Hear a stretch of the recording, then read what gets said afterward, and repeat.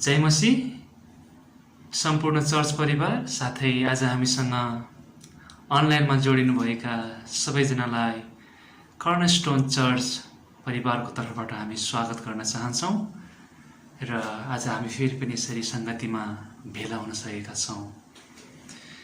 परमप्रभु परमेश्वरको छोराछोरी उहाँको सन्तान भएर जसरी हामी यो जगतमा जिउन पाएका छौँ अनि यो चाहिँ साँच्चै नै हाम्रो निम्ति आशिषको कुरा हो र यो प्रतिकूल अवस्थामा यो गाह्रो समयमा पनि परमप्रभुले उहाँको बाहुलीले उहाँको प्रेम र अनुग्रहले आज हामीलाई सम्हालेर उहाँले डोराइराख्नु भएको छ र तपाईँ सबैजनाले यो अनुभव र यो महसुस गर्नुभएको छ भन्ने म विश्वास गर्दछु र आजको संगतिमा फेरि पनि हामी उहाँको वचनबाट सुन्नेछौँ।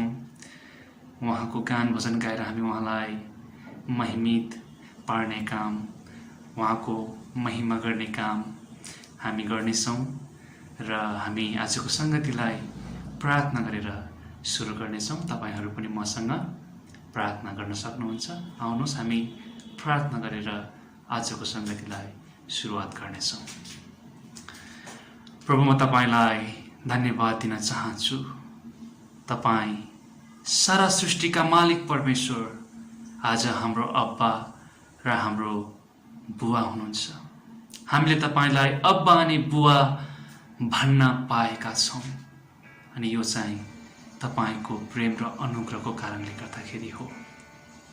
आज यसरी यो संगतिको अवसरमा प्रभु तपाईँ जुन वचन हाम्रो बीचमा ल्याउँदै हुनुहुन्छ अनि यी सबै वचनका कुराहरू बुझेर प्रभु हामी तपाईमा अझै बलियाउन सकौँ र आज हामीले गाउने भजन अनि गानहरूबाट तपाईँ परमेश्वर अझै उचालिनुहोस्, तपाईँको नाम अझै उचालिएको होस्। धन्यवाद। संगतिका सम्पूर्ण भागभरि नै तपाईँ परमेश्वर हाम्रो साथमा हुनुहोस् र हामीलाई सहायता गर्नुहोस्। तपाईँ परमेश्वर हाम्रो बीचबाट अझै महिमित हुनुहोस्। हामीलाई तपाईँ परमेश्वरले डोर्याउनुहोस्। बाँकीका रहल भागहरू तपाईँकै हातमा हामी सुन्पर्दछौँ। धन्यवाद तपाईँलाई, येशू प्रभुको नाममा, आमेन। हुन्छ, हामीले प्रार्थना गरेका छौँ र अब हामी केही भजनहरू गाएर केही कोरसहरू गाएर परमप्रभुको गान र उहाँको स्तुति प्रशंसा र उहाँको आराधना गर्ने कामहरू हामी गर्नेछौँ। हामी सुरुमा 89 नम्बरको भजन गाएर चाहिँ यो संगतिलाई सुरु गर्नेछौँ।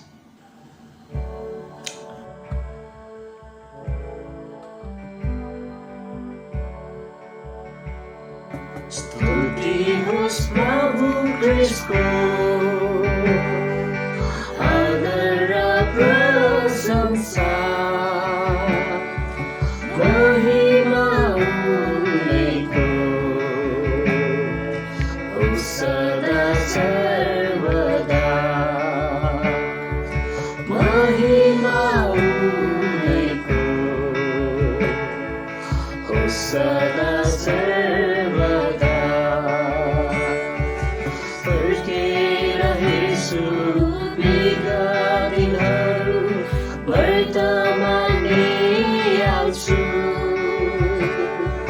फर्केर हेर्छु बिगा दिनहरू, वर्तमानमै आउँछु। आशिषको झरी जीवनैभरि, आशिषको झरी जीवनैभरि, वर्षेको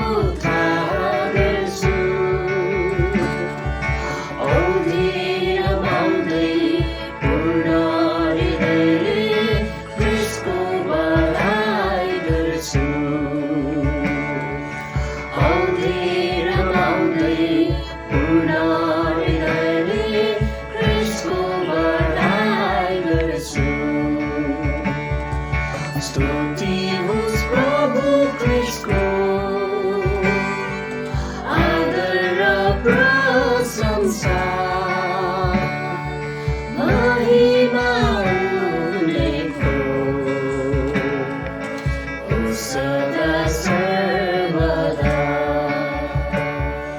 महिमा उनैको सदा सर्वदा अत्यन्त प्रेमी अति समर्थी कृष्ण मेरा छन् साथी अत्यन्त प्रेमी अति समर्थी कृष्ण मेरा छन् साथी मेरो विश्वास औहारमा पनि मेरो विश्वास औहारमा पनि येशू छन् विश्वासी यसकारण भन्छु जय हालेलुया धन्यवाद चढाउँछु यसकारण भन्छु जय हालेलुया धन्यवाद चढाउँछु स्तुति होस् प्रभु क्रिस्टको आदर र प्रशंसा उनैको सदा सर्वदा महिमा उनैको सदा सर्वदा निराशमा आशा दुःख शान्ति आशाका सहारा निराशमा आशा दुःखमा शान्ति आशाका सहारा राजाहरूका पनि कृष्ण राजा राजाहरूका पनि कृष्ण राजा मेरो मुक्तिदाता जय प्रभु येशू जय मुक्तिदाता जय जय हालेलुया जय प्रभु येशू जय मुक्तिदाता जय जय हालेलुया स्तुति होस् प्रभु क्रिस्टको आदर र प्रशंसा महिमा उनैको सदा सर्वदा महिमा उनैको सदा सर्वदा हालेलुया हामीले यो भजनलाई राम्रोसँग गाउन सक्यौँ साँच्चै नै स्तुति होस् प्रभु क्रिस्टको हरेक समय उहाँको स्तुति अनि प्रशंसा हामी यसरी नै गाइराख्न सकौँ हुन्छ म एउटा बाइबलको खण्डबाट तपाईँहरूको बिचमा पढ्न चाहन्छु भजन सङ्ग्रहको 63 को 3, 4 र 5 मा यसरी लेखिएको छ तपाईको प्रेम जीवनभन्दा श्रेष्ठ छ यसकारण मेरा ओठले तपाईको महिमा गर्नेछन् म मेरो जीवनभरि नै तपाईको प्रशंसा गर्नेछु र तपाईको नाउँमा म आफ्ना हात उचाल्नेछु असल भोजनले झै मेरो प्राण तृप्त हुनेछ मेरो मुखले संगीतमय ओठसित तपाईको प्रशंसा गर्नेछ आमेन साँच्चै नै यहाँ बडो मजाको कुरा चाहिँ भजनकर्ताले लेख्नु भएको छ र यसरी हाम्रो ओठबाट चाहिँ उहाँको गान भजन गाउनु पाउनु चाहिँ एकदमै आशिषको कुरा र हाम्रो निम्ति एकदमै अवसरको कुरा हो हालेलुया हालेलुया हामी केही कोरसहरू अझै गाएर उहाँलाई उचालिराख्नेछौँ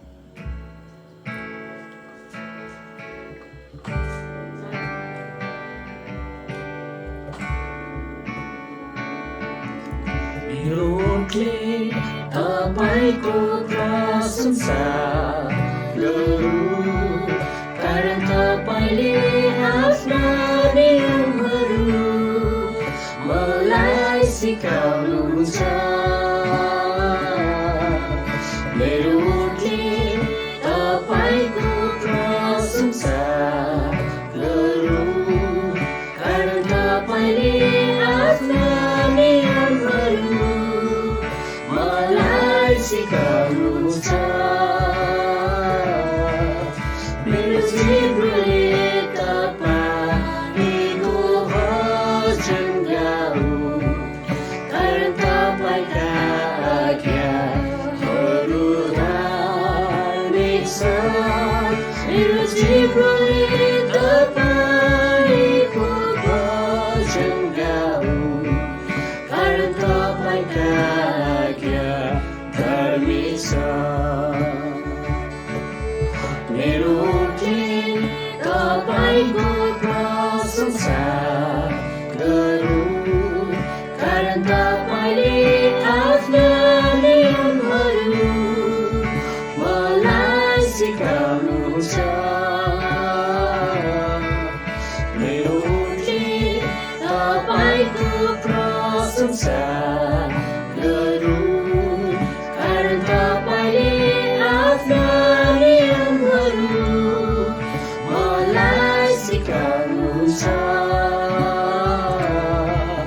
मेरो जिब्रोले तपाईँको भजन गाउँ, कारण तपाईँका आज्ञाहरू धार्मिक छन्। मेरो जिब्रोले तपाईँको भजन गाउँ, कारण तपाईँका आज्ञा धार्मिक छन्। हालेलुया। तपाईँको आज्ञा साँच्चै धार्मिक छ प्रभु।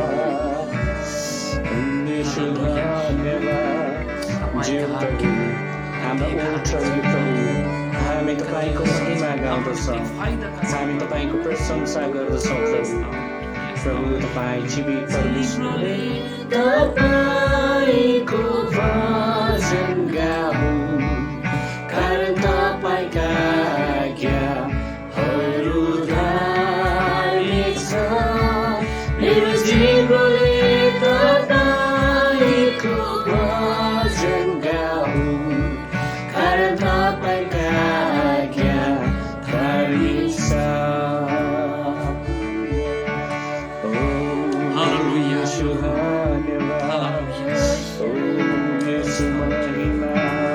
मेरो जिब्रोले तपाईँको भजन तपाईँको महिमा, तपाईँको प्रशंसा हामी सदैव यसरी नै गरिरहन सकौँ। तपाईँ योग्य अनि योग्य परमेश्वर हुनुहुन्छ। हालेलुया, हालेलुया। येशूलाई महिमा छियो।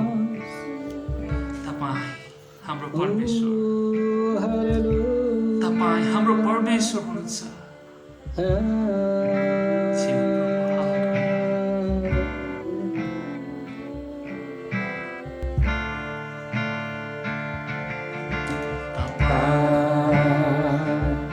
मेरो परमेश्वर, तपाईँ मेरो उद्धारक, तपाईँ मेरो भरोसा,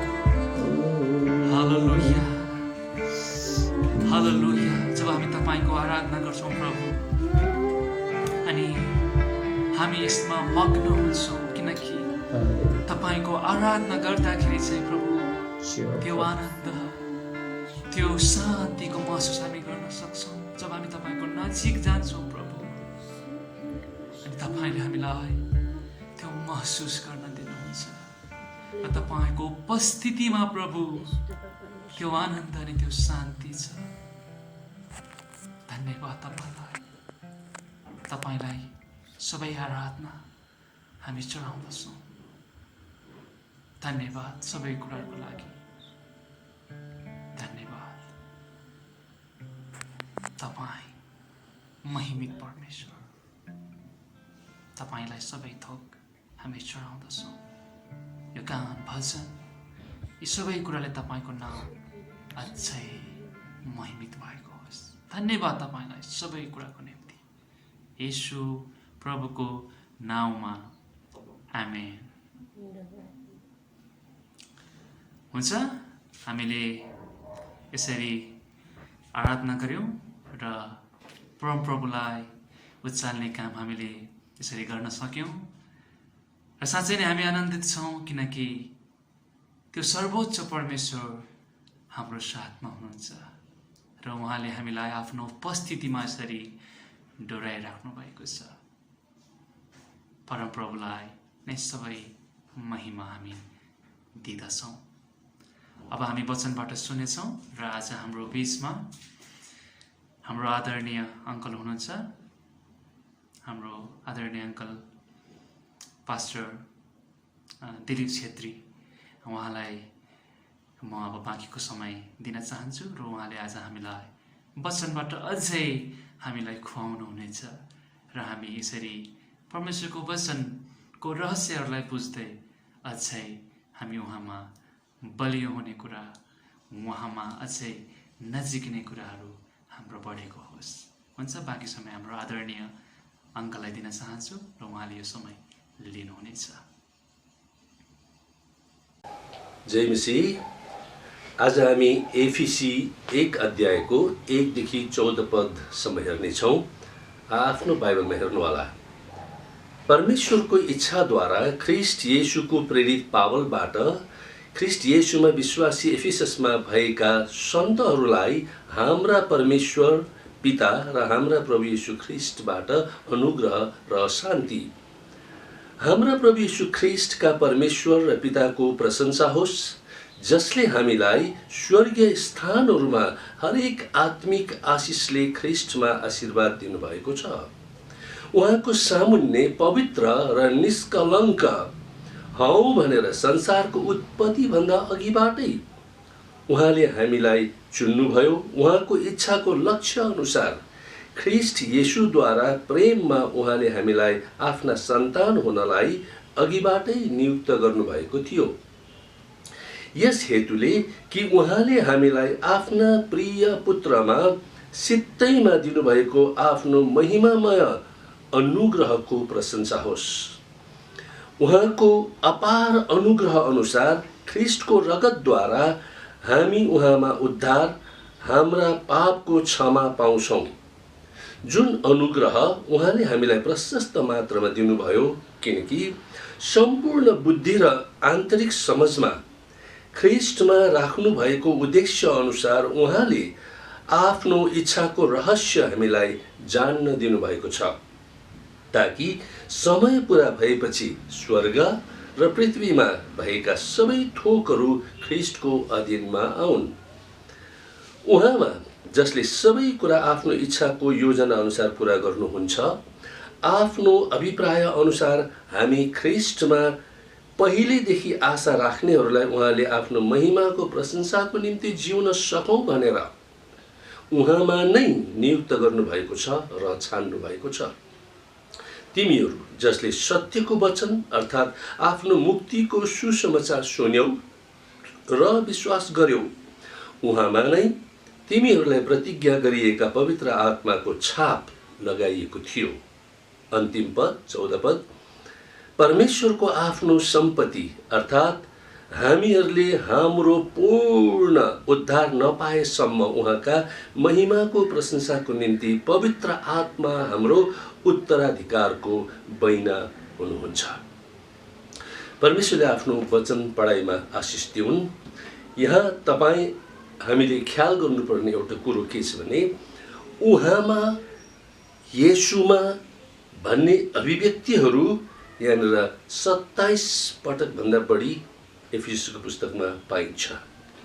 र सुरुमै तपाईँ देख्नुहुन्छ 1 पदमै येशू ख्रिस्टमा भनेर, 2 पदमा देख्नुहुन्छ परमेश्वर पिता र प्रभु येशूबाट अनुग्रह र शान्ति।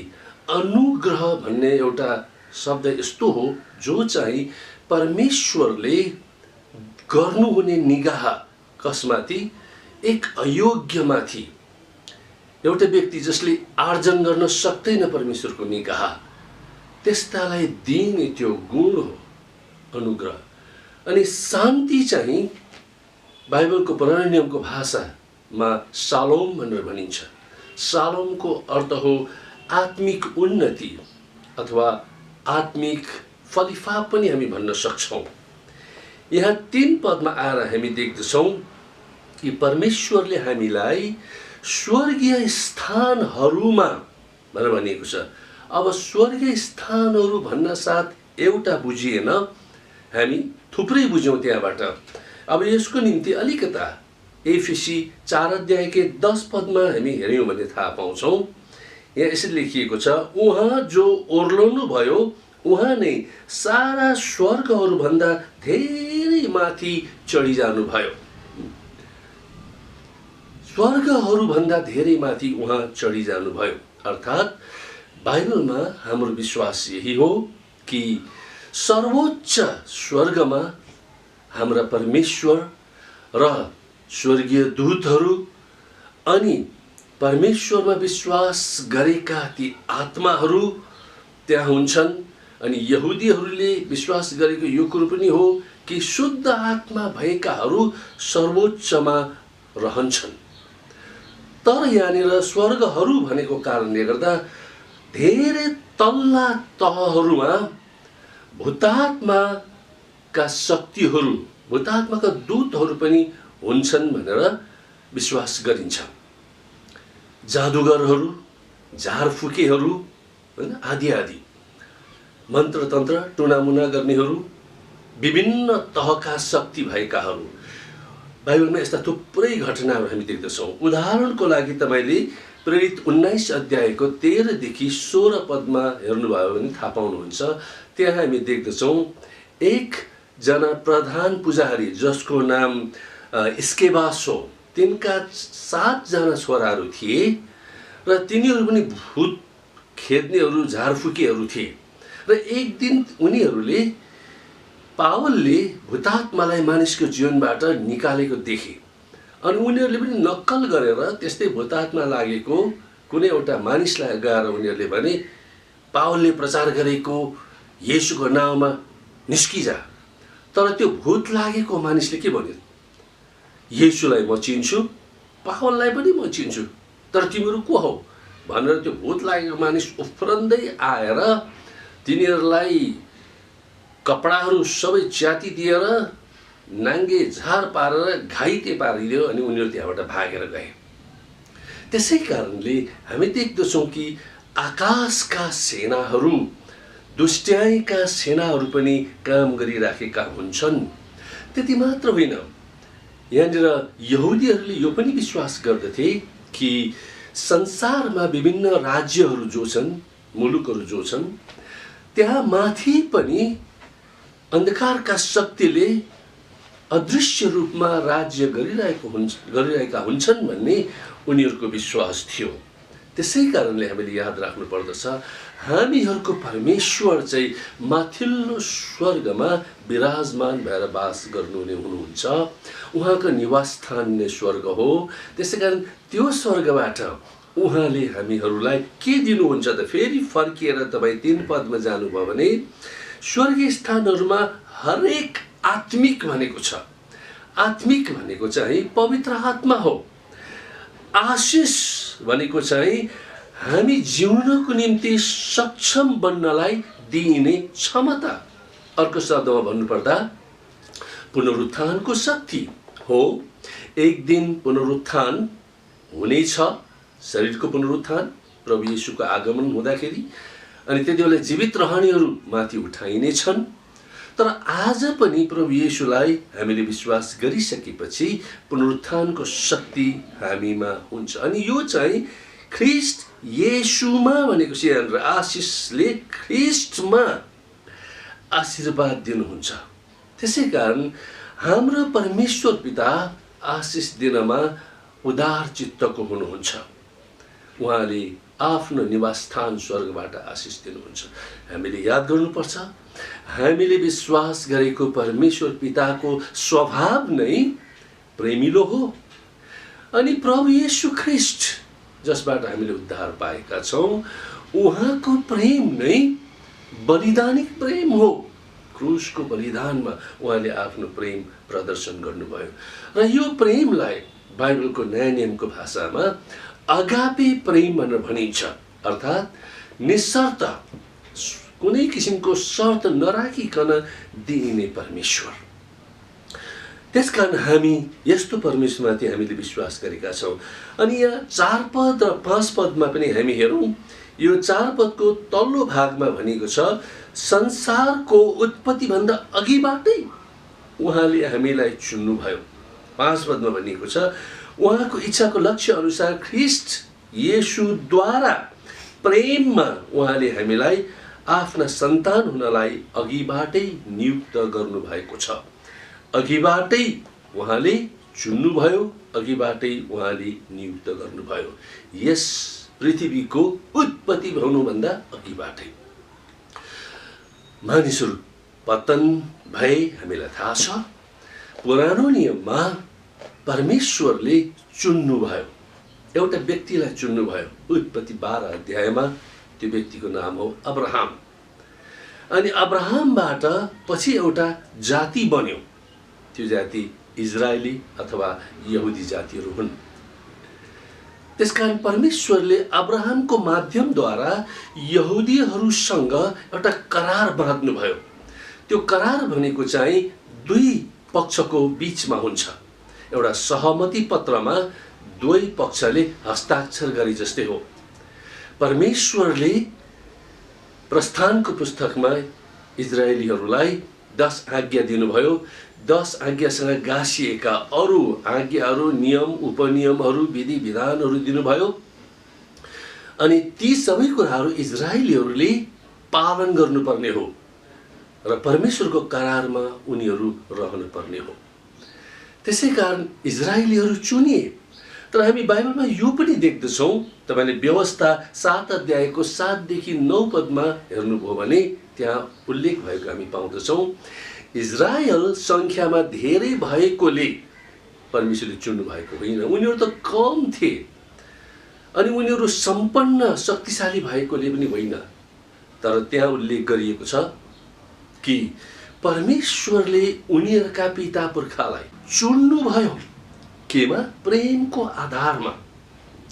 त्यसरी नै हामीले याद गर्नुपर्दछ कि इजरायलीहरू अब्राहममा परमेश्वरले उनीहरूलाई आफ्नो सन्तान कलमी बाँध्नुभयो, धर्मपुत्र धर्मपुत्री बनाउनु भयो। त्यही हिसाबले प्रभु येशू ख्रीष्टलाई हामीले हेर्यौँ भनेदेखि प्रभु येशू ख्रीष्ट सृष्टि हुनुभन्दा अघि नै हुनुहुन्थ्यो। 2000 वर्ष अघिदेखि मात्रै उहाँ मनुष्य चोलामा देखा पर्नु भएको हो। तर उहाँ त पहिल्यैदेखि हुनुहुन्थ्यो। परमेश्वरले आफूलाई 3 रूपमा प्रकट गर्नुभएको हामी जान्दछौँ, पिता, पुत्र, पवित्र आत्मा। परमेश्वर 3टा हुनुहुन्न, 3 किसिमले प्रकट गर्नुभएको परमेश्वर एउटै हुनुहुन्छ। येशू ख्रीष्ट एउटा नाम हो। अनि हामी देख्दछौँ कि कसरी येशू प्रभु सृष्टि हुनुभन्दा अघि नै हुनुहुन्थ्यो भन्दा कलसी 1 अध्यायको 16 पदमा उल्लेख गरिएको छ, उहाँमा अर्थात् येशूमा नै सबै थोक सृष्टि भएका थिए। मत्ती 12 अध्यायको 18 पदमा पनि परमेश्वरले भन्नुभयो, मेरो दास अर्थात् येशूलाई जसलाई मैले चुनेको छु, यसैया 42 अध्यायबाट उल्लेख गरिएको हो।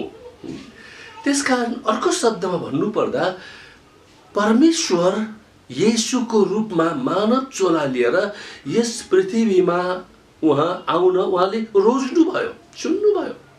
उहाँलाई कुनै किसिमको काप थिएन। सारा पृथ्वी नरकमा गएर उहाँलाई नोक्सानी हुने होइन, सारा पृथ्वी नै उहाँमा विश्वास गरेर उहाँलाई नाफा हुने होइन।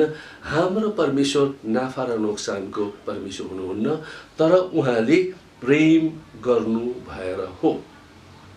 त्यसै कारण यो 4 पद र 5 पदको आधार पनि त्यही नै हो। ख्रीष्ट येशूद्वारा प्रेममा उहाँले हामीलाई पहिल्यैबाट चुन्नु भएको हो। के हो त उद्देश्य चाहिँ? अघि मैले तपाईलाई भनेको थिएँ 4 पदको तल्लो भाग भनेर, अब माथिल्लो भागमा हेर्नुहोस्। यहाँ भनिन्छ उहाँको सामुन्ने पवित्र र निष्कलङ्क हौँ भनेर उत्पत्ति भन्दा अघि नै उहाँले चुन्नु भएको र नियुक्त गर्नु भएको हो। पवित्र र निष्कलङ्क उहाँको सामुन्ने, यो बडो महत्त्वपूर्ण छ है प्रियजनहरू। मानिसहरूको सामुन्ने देखावटी पवित्र होइन, परमेश्वरको सामुन्ने। पुरानो नियममा पनि हामी यसको जुन एउटा सम्बन्ध देख्दछौँ। पुरानो नियममा पशुहरूको बलिदान चढाउने चलन थियो, अनि त्यस बेला दाग नलागेको, निस्खोट घाउ नभएको पशुलाई बलिदान चढाउने चलन थियो। र येशू पनि हाम्रो निम्ति बलिदान हुनुभयो। र हामीलाई मात्र होइन, पुरानो नियममा पनि लेवीको पुस्तक 11 अध्यायको 44 पदमा यसरी लेखिएको छ, तिमीहरू आफूलाई अर्पण गरेर पवित्र हौ किनकि म पवित्र छु, परमप्रभु भन्नुहुन्छ। यसै कारण जस्तो परमेश्वर पवित्र हुनुहुन्छ त्यस्तै उहाँले हामीलाई पनि पवित्र र निष्कलङ्क भएको चाहनुहुन्छ।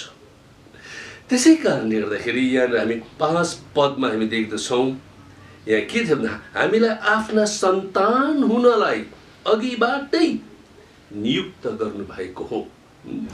अब उहाँले हामीलाई सन्तान हुने हक पनि प्रदान गर्नुभयो, परिवारको दर्जा दिनुभयो हामीलाई। कसमा?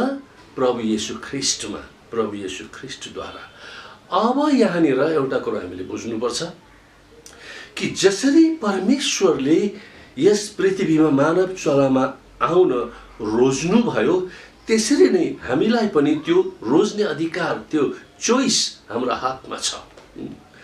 उत्पत्तिमै हेर्नुभयो भने पनि तपाईले 2 अध्यायको 16 पदमा देख्नुहुन्छ, परमेश्वरले अदनको बगैँचामा आदम र हवालाई भन्नुभयो, बगैँचाका, उत्पत्ति 2 अध्यायको 16 पदमा, बगैँचाका सबै रुखका फल तैले सङ्कोच नमानी खाए हुन्छ, सङ्कोच नमानी खाए हुन्छ। अर्को अर्थमा खान मन लागेन भने नखाँदा पनि भयो। अर्थात् यो चाहिँ एउटा भनौँ चुन्ने कुरा हो। त्यसकारण त्यो चुन्ने अधिकार परमेश्वरले मानिसलाई दिनुभएको छ। नत्र भने त हामी रोबोट जस्तो हुन्छौँ, एउटा मसिन जस्तो। मानिसमा परमेश्वरले हैन बुद्धि दिनुभएको छ, भावना दिनुभएको छ, इच्छा दिनुभएको छ, शरीरभित्र उहाँले आत्मा प्राण हालिदिनु भएको छ। हामी एउटा रोबोट मसिन भन्दा छुट्टै हौँ। हामीमा स्वतन्त्र इच्छा छ, हामी त्यसलाई व्यक्त गर्न सक्दछौँ। हामीलाई चुन्ने अधिकार पनि छ, इन्कार गर्ने अधिकार पनि छ। त्यसै कारण हामीले येशू ख्रीष्टलाई विश्वास गर्न हामीले त्यो चोइस, त्यो रोजाइ गरेका हौँ। यूहन्ना 1को 12 पदले भनेको छ, जतिले उहाँमाथि विश्वास, उहाँलाई ग्रहण गरे र उहाँको नाउँमाथि विश्वास गरे, उहाँले तिनीहरूलाई परमेश्वरका सन्तान हुने हक दिनुभयो। जतिले उहाँलाई ग्रहण गरेर विश्वास गरे। यूहन्ना 3 अध्यायको 16 देखि 20 पदमा हामी यही कुरो पाउँदछौँ। 16 पदमा, परमेश्वरले संसारलाई यस्तो प्रेम गर्नुभयो, उहाँले आफ्नो एकलौटे पुत्रलाई दिनुभयो, उहाँमाथि विश्वास गर्ने हरेक नाश नहोस् तर त्यसले अनन्त जीवन पाओस्। अनि तपाईँले यूहन्ना 3:17 देखि 20 पदमा हेर्नुभयो भने थाहा पाउनुहुन्छ कि विश्वास नगर्ने दोषी हुनेछ, विश्वास गर्ने बचाइनेछ। त्यसकारण हाम्रो स्वतन्त्र इच्छा छ, हामीले उहाँमाथि विश्वास गर्नुपर्दछ।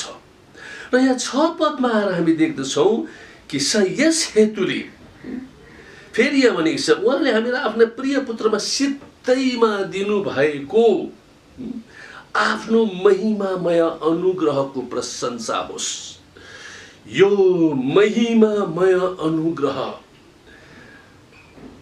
अत्यन्तै महँगो अनुग्रह, यो एउटा केन्द्र बिन्दु हो इजरायलीहरूको निम्ति पनि, कि उनीहरूले पनि परमेश्वरको यो महिमामय अनुग्रहलाई बुझ्नुपर्ने हो। र आज तपाईँ र मैले पनि बुझ्नु पर्दछ, हाम्रो जीवनका सबै स्रोत नै त्यो जीवित परमेश्वर जसले हामीलाई प्रेम गर्नुहुन्छ उहाँ नै हो।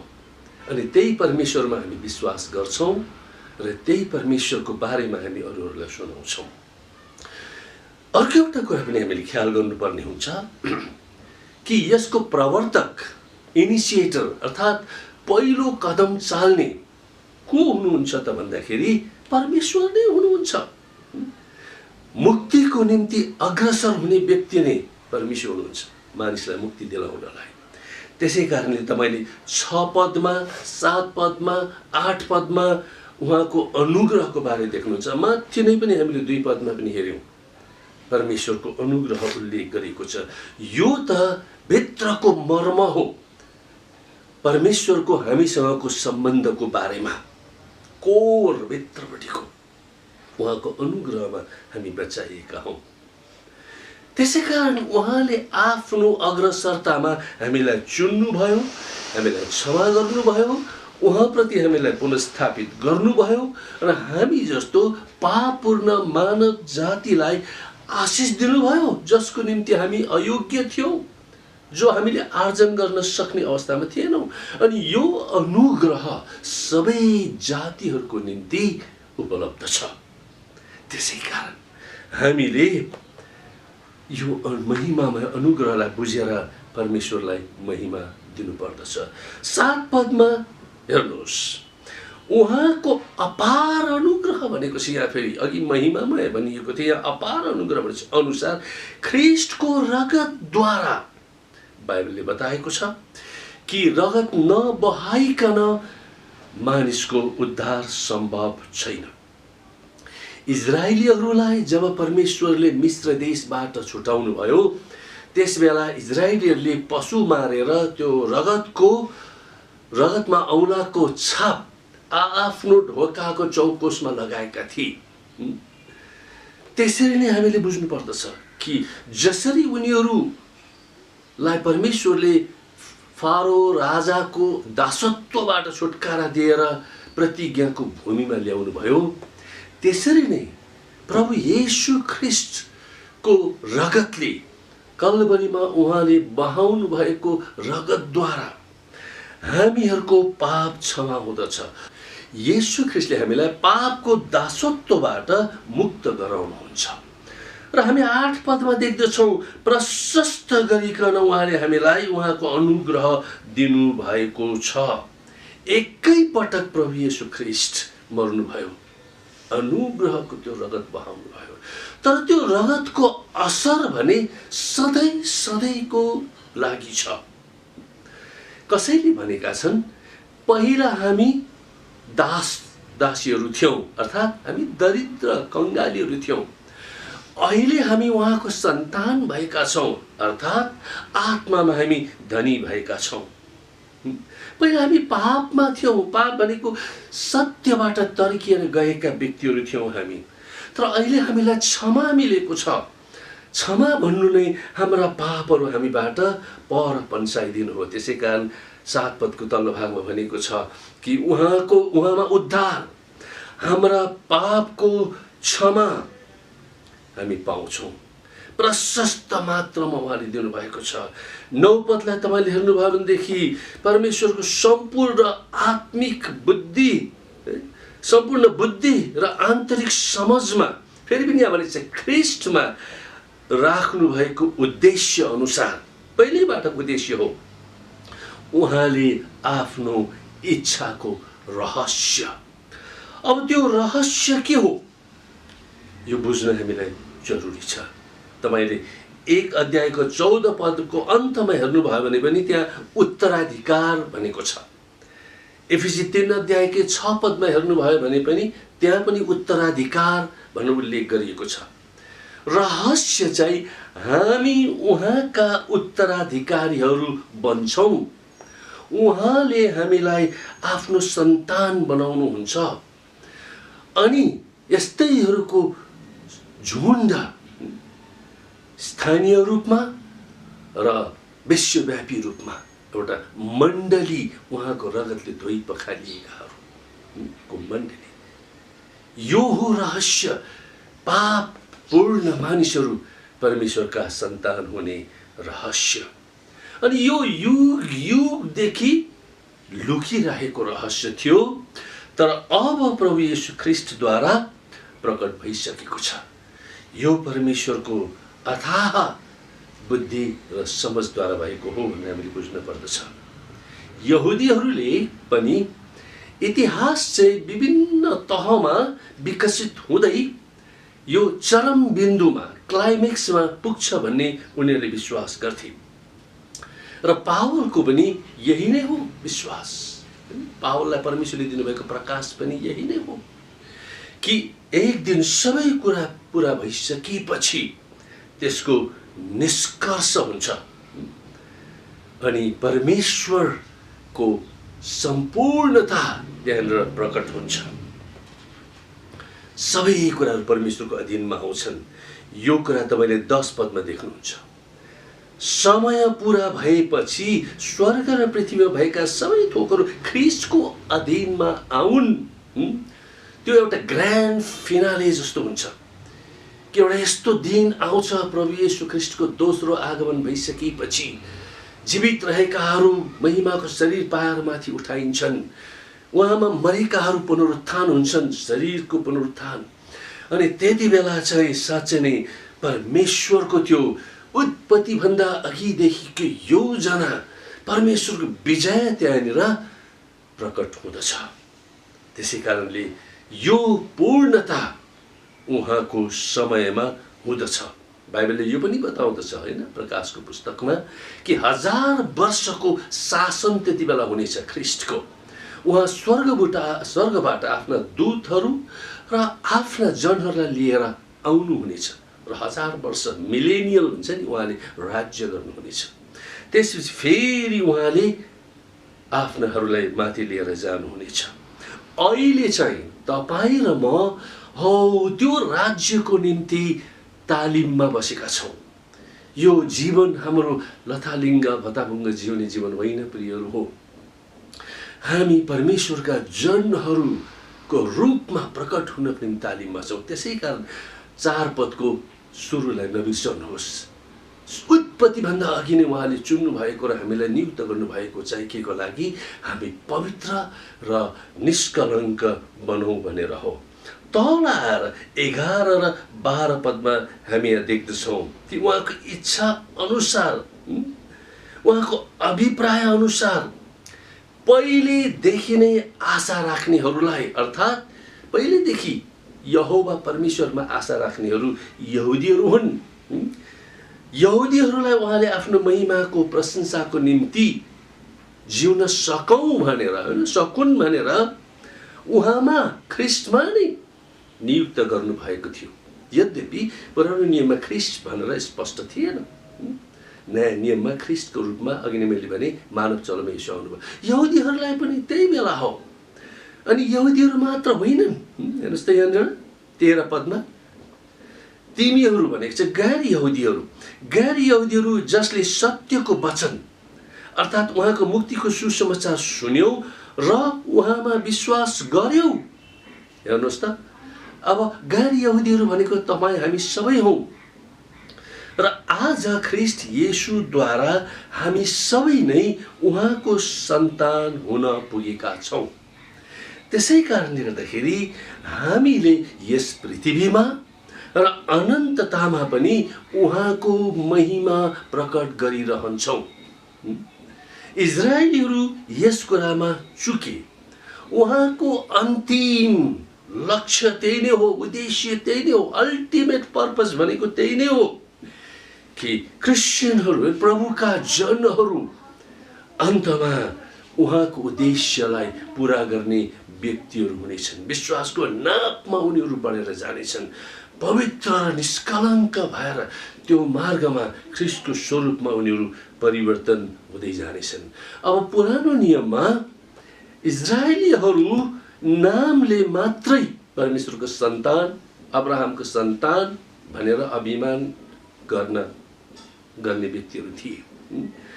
थोरै मात्रले परमेश्वरको महिमाको जीवन जिए, तर समग्र यहुदीहरू परमेश्वरको इच्छा अनुसारको जीवन जिएनन्। अब तिनीहरूको परमेश्वरको सन्तान भन्ने जुन अधिकार छ, अब तिनीहरूमा मात्र सीमित रहेन। अघि हामीले यहाँनिर 13 पदमा पढे अनुसार अब गैर यहुदीहरूमा त्यो सारियो। यहाँनिर हामीले ख्याल गर्नुपर्ने कुरो यही छ। के हो त? प्रवर्तक, अघि पनि मैले भने, त्यो इनिसिएटर परमेश्वर हुनुहुन्छ, जसले सारा पृथ्वीमा भएका जातिहरूको निम्ति ख्रीष्ट येशूमा सबैलाई आफ्नो सन्तान बनाउने त्यो अधिकार दिनुभयो। 9 पदमा रहस्य भनेको त्यही हो। अन्य जातिहरू भनेको अक्रिस्चियनहरू होइनन्, अन्य जातिहरू भनेको चाहिँ गैर यहुदीहरू हुन्। सबैजना अब साँचो अर्थमा उनीहरू ख्रीष्ट येशूका सन्तान हुने भए। विश्वास गर्दा पवित्र आत्माले एउटा व्यक्तिको हृदयभित्र काम गर्नुहुन्छ, अनि चाहे त्यो यहुदी होस् चाहे त्यो गैर यहुदी होस्, ऊ परमेश्वरको सन्तान बन्छ।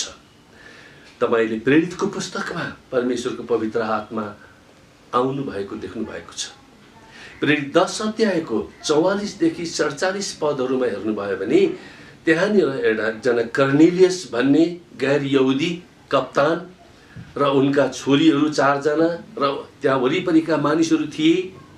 उनीहरूले यहोवा परमेश्वरमाथि विश्वास गरेका थिए। परमेश्वरको दर्शन अनुरूप त्यहाँनिर पत्रुस एउटा यहुदी प्रचार गर्नलाई आएका थिए। अनि पत्रुसले प्रचार गर्दा गर्दै प्रचार पनि सिद्ध्याउन नपाइकन पवित्र आत्माको आगमन भयो र एउटा गैर यहुदी विश्वासीहरूको माझमा तिनीहरूले अगमबाणी बोल्न थाले। परमेश्वरको आत्माको काम देखेर त्यहाँ आएका यहुदी विश्वासीहरू दङ्ग परे र उनीहरूले भन्न थाले, अहो, हामीलाई जसरी परमेश्वरले पवित्र आत्मा दिनुभयो त्यसरी यी गैर यहुदीहरूलाई पनि दिनुभएको रहेछ। अब यिनीहरूलाई बप्तिस्मा लिनदेखि कसले रोक्न सक्छ? प्रियहरू हो, परमेश्वर पक्षपाती हुनुहुन्न, युनिभर्सल। अब विश्वव्यापी रूपमा परमेश्वरले आफ्नो पवित्र आत्मा खन्याउनु भएको छ। तपाईँ देख्नुहोस् त, हेर्नुहोस् त, हजारौं वर्ष अघि योएल अगमवक्ताले योएलको पुस्तक 2 अध्यायको 28 पदमा भनेका थिए कि तिमीहरूका छोराछोरीहरू जवानले अगमबाणी बोल्नेछन्, तिमीहरूका जवानले दर्शन देख्नेछन्, तिमीहरूका बुढापाकाहरू स्वप्नदर्शी हुनेछन्। त्यही कुरोलाई पत्रुसले प्रेरित 2 अध्यायको 16 र 17 पदमा उल्लेख गरेका छन्। त्यसरी नै बप्तिस्मा दिने यूहन्नाले मर्कुस 1 अध्यायको 8 पदमा भनेका छन् कि म त तिमीहरूलाई पानीले बप्तिस्मा दिन्छु, तर म पछि आउनुहुने एकजना तिमीहरूलाई पवित्र आत्मामा बप्तिस्मा दिनुहुनेछ। त्यसै कारणले गर्दा पवित्र आत्मा प्रभुले नै आज मानिसहरूलाई जीवन दिनुहुन्छ। र यहाँ पवित्र आत्मालाई 13 पदको अन्तमा भनेको छ छाप भनेको छ। त्यति बेला मैनको एउटा छाप बनिँदो रहेछ। आज पनि हामीहरूको कार्यालयहरूमा कुनै कागज पत्रमा हामी छाप लगाउने चलन त्यहाँनिर छ। अब परमेश्वरले उहाँमा विश्वास गर्नेहरूलाई छाप लगाउनुहुन्छ। अब त्यो छाप भनेको चाहिँ एउटा ग्यारेन्टी जस्तै हो, एउटा ओनरसिप भन्छ नि, आफ्नोपन। परमेश्वरले मेरो हो भन्न छाप लगाउनु भयो। तपाईँले प्रभु येशूमा विश्वास गर्नुभएको छ भनेदेखि तपाईँको छाप पवित्र आत्माद्वारा तपाईँले लगाइएको छ। हामीहरूको उद्धार त भएको छ, तर पूर्ण उद्धार भएको छैन। अहिले पनि हामी नाशवान शरीरमा छौँ, अविनाशी शरीर पाउन बाँकी नै छ। त्यसकारण ग्यारेन्टी भनेको के हो त? यहाँ तपाईँले देख्नु 14 पदमा कि भविष्यको सम्पत्ति, स्वर्गको सम्पत्ति र हाम्रो पूर्ण उद्धार हुनको निम्ति र हामी उहाँको उत्तराधिकार हुनको निम्ति उहाँले हामीलाई त्यो दिनसम्म उहाँको मार्गमा हिँड्नलाई अराउनु भएको छ। फेरि 4 पदको पहिलो खण्ड, पवित्र र निष्कलङ्क भएर जिउनलाई। त्यसै कारणले गर्दाखेरि हाम्रा पिताका आशिषहरू पवित्र आत्माद्वारा ख्रिस्टको अधीनमा रहनलाई उहाँले हामीलाई दिनुभएको छ। र हामी चाहिँ इजरायलीहरू जस्तो चुक्नु हुँदैन। हामीले परमेश्वरको महिमा यस पृथ्वीमा अनि अनन्ततामा प्रकट गर्नलाई, त्यहाँ उत्सव मनाउनलाई, के को उत्सव? उहाँको अनुग्रह, उहाँको प्रेम, उहाँको उद्धार, हैन, उहाँको बुद्धि, उहाँको शक्ति आदि आदि कुराहरूको हामी उत्सव मनाउँदछौँ। यसै कारणले प्रियहरू, परमेश्वर ख्रिस्ट येशूमा हामीलाई आशिष दिनुहुन्छ। येशूमा हामी उद्धार पाएका छौँ। उहाँ नै हाम्रो मुक्तिको प्रवर्तक हुनुहुन्छ। हाम्रो उद्देश्य नै पवित्र र निष्कलङ्क हुनलाई उत्पत्तिभन्दा अघिदेखि नै उहाँले हामीलाई छान्नु भएको हो। हामीले स्वेच्छासँग उहाँलाई रोजेका छौँ। त्यो रहस्य भनेको यही हो कि हामी उहाँका सन्तान बन्न पुगेका छौँ र एउटा दिन आउँदैछ जुन बेला हामी यी सबै कुराहरूको उत्सव मनाउने छौँ। परमेश्वरले हामीलाई दूरदर्शी भएर एउटा ख्रिस्टमा समर्पित जीवन जिउनलाई अनुग्रह गरून्। परमेश्वरले तपाईहरु सबैलाई आशिष दिउन्। हुन्छ, अनलाइनबाट हामीसँग आजको सेवामा जोडिनु भएका सम्पूर्णलाई जय मसीह भन्न चाहन्छु। र आजको सेवामा हाम्रो बिचमा वचन ल्याउनु हुने हाम्रो आदरणीय पास्टर दाजुलाई धेरै धेरै धन्यवाद छ। उहाँले हाम्रो मण्डलीमा, हाम्रो बिचमा यसरी प्रभुको वचन बोलेर हामीलाई धेरै उत्साहित तुल्याउनु भएको छ, आशिषित तुल्याउनु भएको छ। परमेश्वरले उहाँलाई धेरै आशिष दिनुभएको होस्। उहाँको जीवनमा, उहाँको परिवारमा उहाँले जुन सेवा गरिराख्नु भएको छ ती कुराहरूमा प्रभुले उहाँलाई निरन्तर अझै चलाउनु भएको होस् भनेर हामी निरन्तर प्रार्थना गर्नेछौँ। र आजको सेवालाई हामी अन्त गर्नेछौँ प्रार्थना गरेर। आउनुहोस् हामी प्रार्थना गरौँ। परमेश्वर पिता, धन्यवाद तपाईँलाई आजको सेवामा हामीलाई फेरि यसरी एकसाथ जोड्नुभयो। प्रभु तपाईँ परमेश्वरले हामीलाई जुन मौका दिनुभएको छ तपाईसँग यसरी सङ्गति गर्ने, तपाईँ परमेश्वरको जनहरूसँग एकसाथ हामी तपाईँको आराधना गर्ने, यी सबै प्रभु सौभाग्यको निम्ति हामी तपाईँलाई धेरै धेरै धन्यवाद भन्दछौँ। आजको सेवामा गरेका हरेक क्रियाकलापले प्रभु तपाईँलाई महिमा भएको होस् र हाम्रो जीवनमा ती आशिषका रूपमा प्रभु स्थापित हुन सकुन् भनेर म प्रार्थना गर्दछु। धन्यवाद छ तपाईँले आफ्नो दासद्वारा हाम्रो बिचमा प्रभु यति मिठो वचन तोड्नु भएको छ। उहाँको जीवनमा प्रभु तपाईँ परमेश्वरले आशिष दिनुहोस्, उहाँको परिवारमा तपाईँले आशिष दिनुहोस्, उहाँले गर्नुभएको सेवाहरूमा तपाईँले प्रशस्त आशिष दिनुहोस् र तपाईँको महिमा त्यहाँनिर भएको होस् भनेर हामी प्रार्थना गर्दछु। प्रभु धन्यवाद चढाउँदछु पिता परमेश्वर। यी वचनहरूले हामीलाई साँच्चै हाम्रो जीवन जिउँदाखेरि निरन्तर हामीलाई मार्ग निर्देशन गरून्, निरन्तर हामीलाई अगुवाई गरून् र प्रभु यी वचन हाम्रो हृदयमा सुरक्षित राख्न हामीलाई सहायता गर्नुहोस्। धन्यवाद प्रभु। अहिले विश्वव्यापी रूपमा जुन प्रकारको यो महामारी अझै पनि पूर्ण रूपले नियन्त्रण भएको छैन, प्रभु तपाईँ परमेश्वरको हातमा हामी राख्दछौँ। तपाईँको नियन्त्रण, प्रभु तपाईँको छुटकारा र चङ्गा यो विश्वलाई हामी माग्दछौँ। तपाईँ सर्वशक्तिमान परमेश्वर, तपाईँले नै सबै कुरामाथि प्रभु शासन गर्नुहुन्छ र तपाईँले नै यसलाई विजयी दिनुहुन्छ। हामीलाई प्रभु यसबाट तपाईँलाई धन्यवाद चढाउँदछौँ पिता परमेश्वर। आजको सेवालाई हामी अन्त गर्दछौँ। हाम्रो देश विदेशमा रहनुभएका प्रत्येक मण्डली सदस्यहरूलाई, आज हामीसँग अनलाइनमा जोडिन नसक्नुभएका तपाईँका छोराछोरीलाई तपाईँको हातमा राख्दछु। प्रभुहरूको जीवनमा तपाईँले आशिष दिनुहोस्, तपाईँले सुरक्षा गर्नुहोस्। कतिजना अस्वस्थ हुनुहुन्छ शरीरमा भने प्रभु यीशुको प्रभु चङ्गाइ म माग्दछु। कतिजनालाई अहिले खाँचो अभावहरू भएको छ भने तपाईँको स्वर्गीय जुटावट अहिले हामी माग्दछु प्रभु। कुनै समस्यामा अप्ठ्यारोमा हुनुहुन्छ भने तपाईँ परमेश्वरको छुटकारा तपाईँको सहायता निरन्तर त्यहाँ रहोस् भनेर म प्रार्थना गर्दछु प्रभु। धन्यवाद छ। अहिले हामी आजको सेवालाई यहाँ अन्त गर्नेछौँ। तपाईँ जिउँदो परमेश्वर हामीहरू प्रत्येकजनासँग हुनुहोस् र आउने दिनहरूमा अझै हामीलाई यो सेवाहरूमा निरन्तर अगुवाई गर्नुहोस्, सहायता गर्नुहोस्। सबै बिन्ती प्रार्थना येशू ख्रिस्टको नाममा चढाउँदछु। आमेन। हुन्छ, यहाँहरू सबैजनालाई परमेश्वरले आशिष दिनुभएको होस्। सुरक्षितसँग रहनुहोला। अझै पनि समय सहज भइसकेको छैन, त्यस कारणले आफू हिँडुल गर्दा काममा जाँदाखेरि एकदम सेफ्टी प्रयोग गर्नुहोला। सुरक्षाका विधिहरू प्रयोग गर्नुहोला, सरसफाइको विधिहरू प्रयोग गर्नुहोला। र केही पर्यो भने हामीहरूलाई तपाईँले जुनसुकै बेला पनि फोन गर्न सक्नुहुनेछ र हामीले सक्ने सेवाहरू सहायताहरू गर्नको निम्ति निरन्तर तत्पर छौँ, तयार छौँ। त्यस कारणले कुनै अप्ठ्यारो नमानिकन केही भन्नु पर्यो भने, केही गाह्रो अप्ठ्यारो छ भने तपाईँले हामीलाई कल गर्न सक्नुहुन्छ। बुधबार 5:30 बजेको बाइबल अध्ययनमा तपाईँहरू सबैजनाहरू जोडिनुहोस् भन्न चाहन्छु।